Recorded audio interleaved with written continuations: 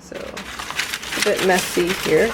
But let me share with you guys, sometimes I also do like to like sketch traditionally. I like using the iPad, but I do like to sketch traditionally as well. So, for example, this is my moleskin. It's like a blank kind of journal. And in this sketchbook, there's just like ideas, construction, like trial and error, and also like just anything, like there's mood boards and there is keywords and things like that. Just anything that relates to like the collection or my design creative process. It's like in this book. And I think the paper is also pretty decent, even though it's really thin, but I think it holds up pretty well, pretty nicely. And it's like there's no pressure using the sketchbook. That's what I feel when I sketch in it, so I really like it very much. There's still quite a bit left. So yeah, and there's a pocket at the back. So this is my moleskin sketchbook that I use for my design process. So sometimes when I'm feeling stuck, like in terms of the design or whatsoever, which is most of the time, what I'll do is I'll take this journal, which I showed just now, and I have my mood board here, and then I have like keywords, or like it's just for brainstorming, and then I also look at the sketches and try to derive anything else from them. And then sometimes for a cleaner look, I'll put it on the iPad, because sometimes my sketches can get a bit like I can get too carried away with how I sketch. But right now the desk is looking like a mess. Okay, so whenever I sketch, I get my pile of supplies in here. There's just a lot of kind of stuff and things like that. Things that are more expressive, I do enjoy. So this is my list of supplies here. Okay, so how I like to sketch. I just like to work off an idea that I've got. Just draw the silhouette of a body.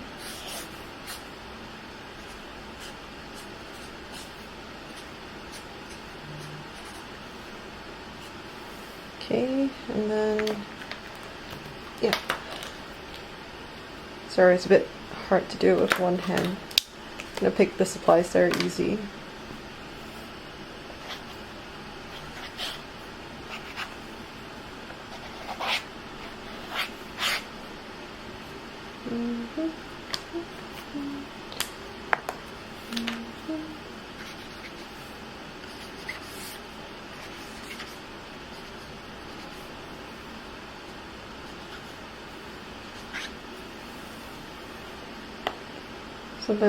Something like this is just easy. And then, yeah. Oh my god, okay.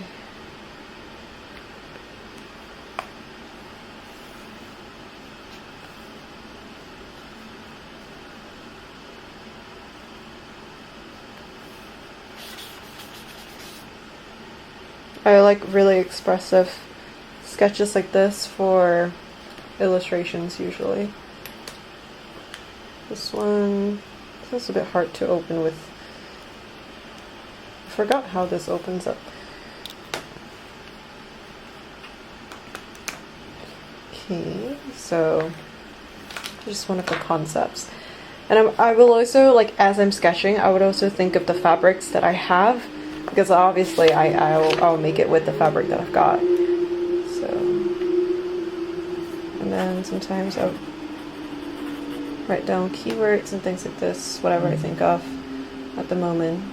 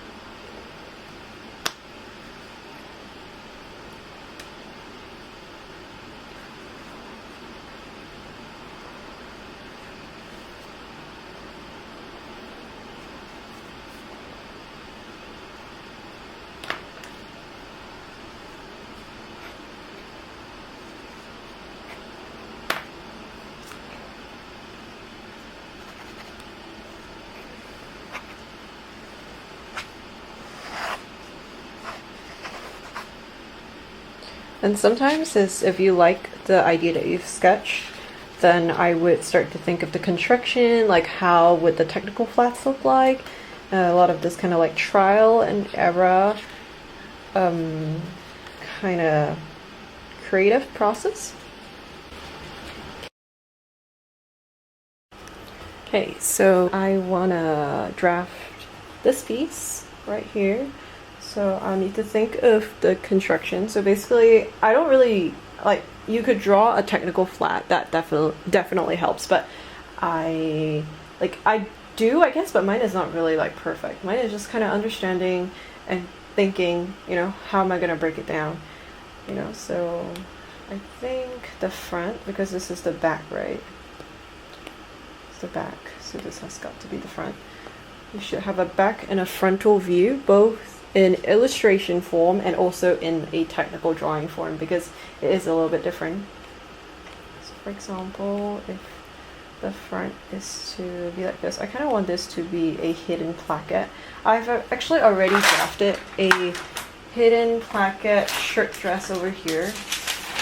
So this is actually for my own, like for my own stuff. So this is a hidden placket. The front, I need to think of how I want the front to look like. Should it be curved hem in front? Also, the system that I'm using is Procreate. It's really good. I think it's very like user-friendly, very easy. So I'm just gonna do the back first, because the back is what I'm more worried about. I still have to make the bodice shape, or else I can't really vision where things will go. So the sleeves still remain as it is with the cuffs, but then this is opened up, and then this is from the front. The patterns are always like, this is the front. If you want a hidden placket, then it's just an extra color, and the is still as per usual. So as per usual, and then the sleeves.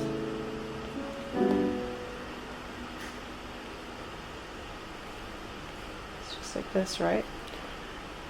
Back, the back, the front, and then the cuffs. And now it's the back piece panel.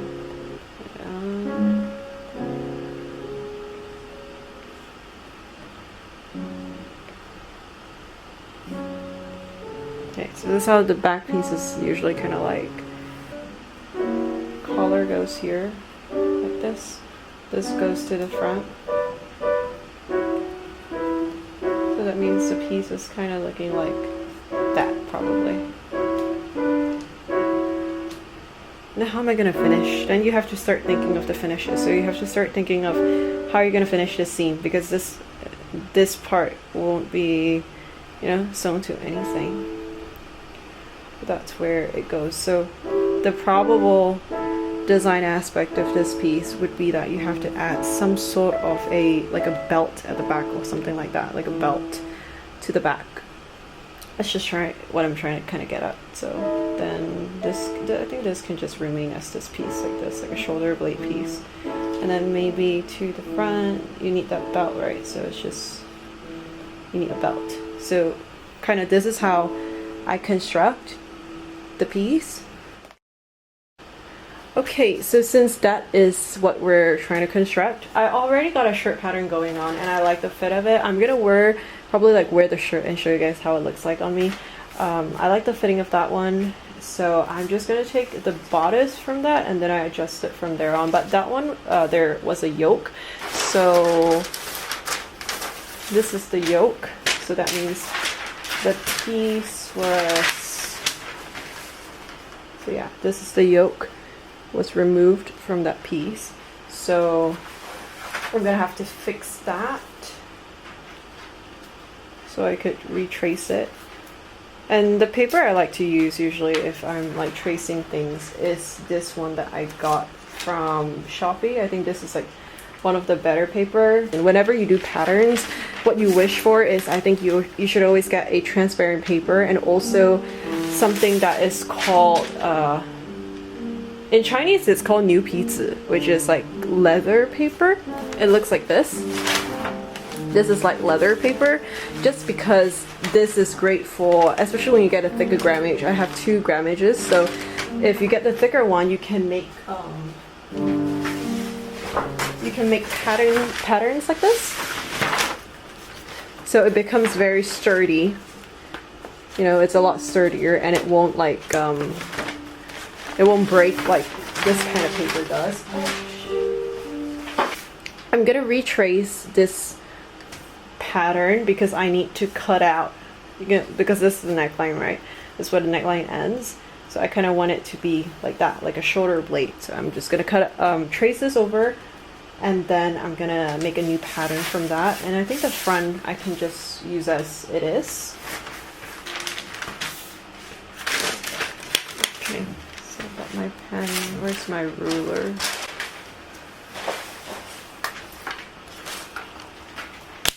Allowance first, so I can just add that later.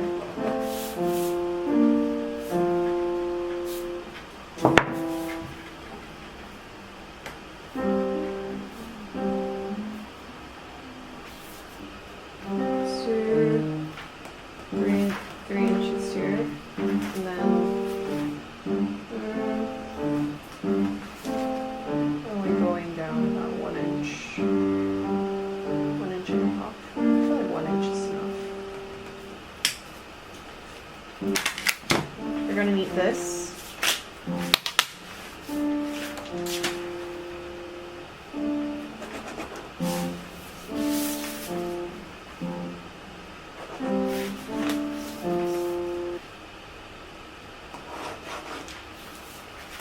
So it's gonna be something like that, the style line. Okay, so I'm just gonna trace this.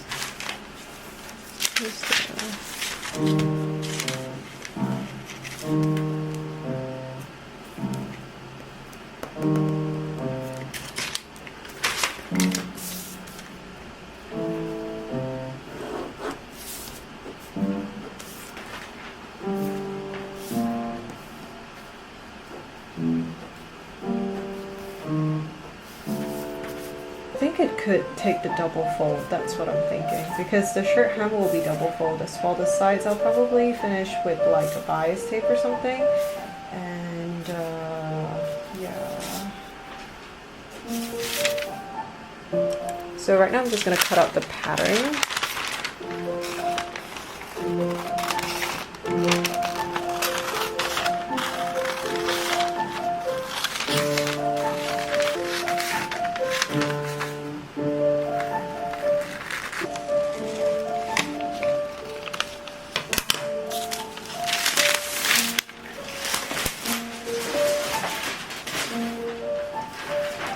So this is the pattern.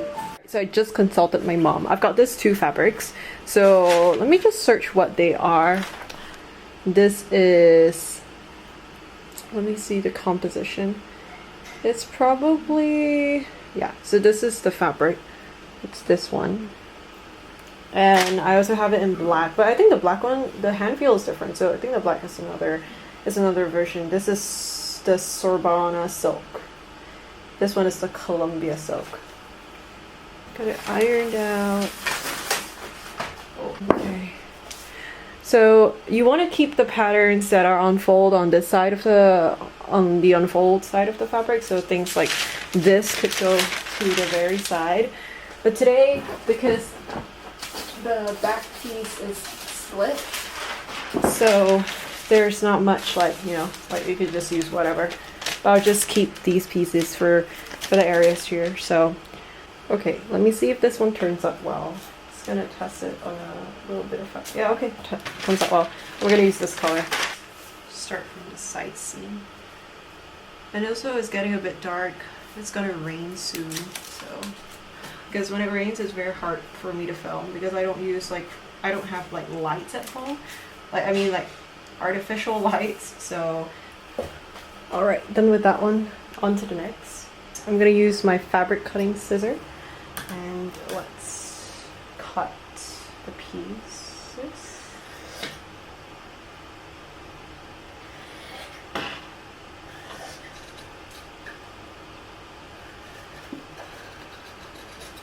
Oh.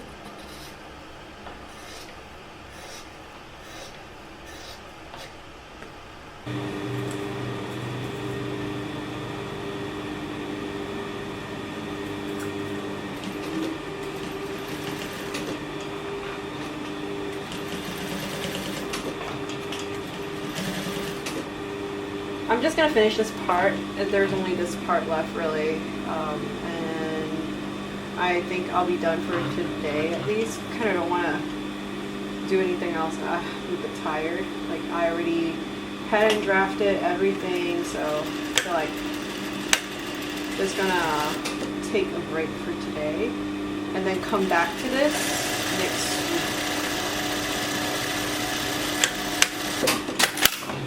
Let me go and iron this open and then come right back.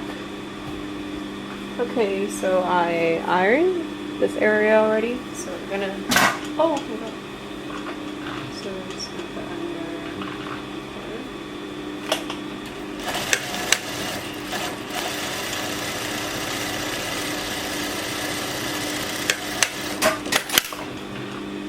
Okay, done.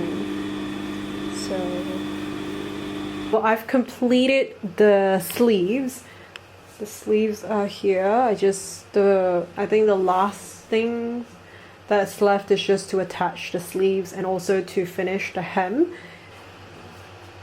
So I'm just letting the shoulder line just sit naturally on the bodice. And then I haven't actually sewn in any buttons yet, so this is the invisible placket.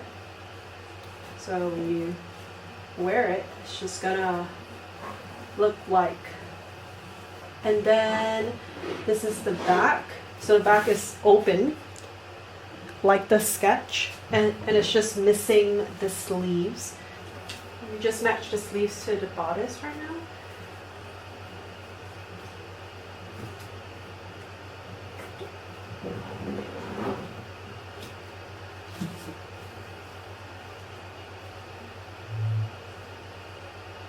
Okay, well, it's not gonna, this is just an idea. So the front looks like a regular shirt, but the back is open like this.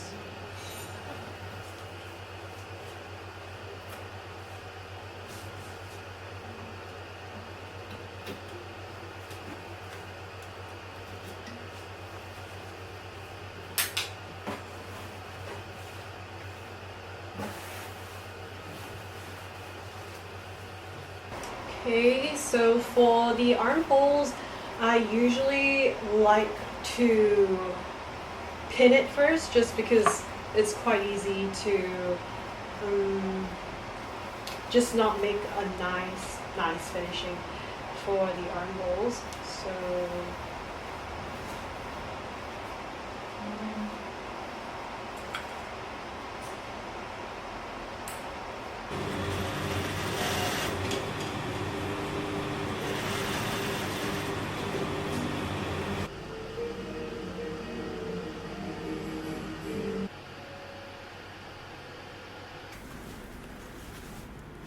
So here it is.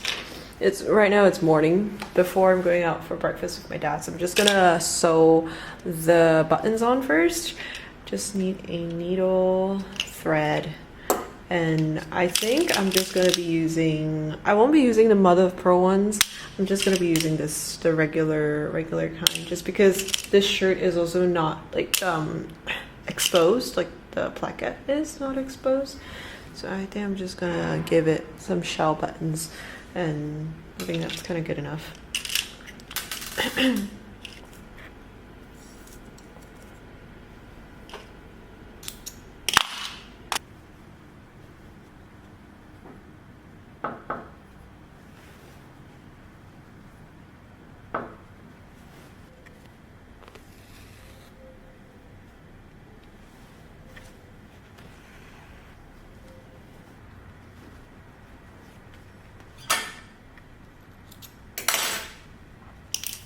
All right, I'm done.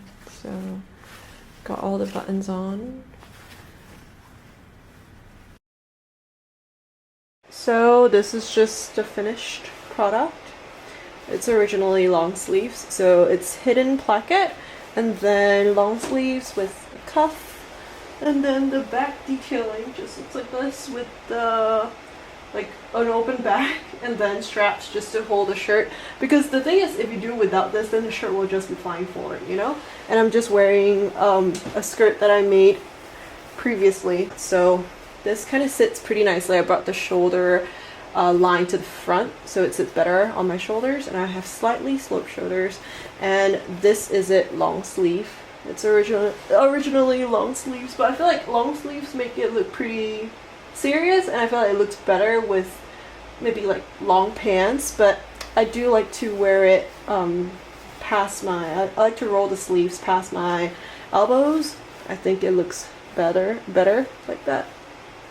Hi, so I actually didn't make an outro, so I'm just gonna record this right now. So looking back on this piece, I actually feel like it reminds me of the Aunt Mises, like her earlier works, where she always had these very unique and different interpretations of the white shirt, and it just kind of reminds me of that. So I really like how it turned out, but maybe I should make like an inner garment that will pair really well with this piece. That's kind of just where, you know, you can branch out your ideas from. And I would love to share more of like my creative process with you guys and just take you guys along. And I hope that you guys have enjoyed today's video. It's a bit different, I guess, from what I don't feel like I really made such a in-depth video of sharing with you guys my process and things like that. So yeah, I hope that you guys have enjoyed today's video, and I'll see you guys very soon in my next one. Bye!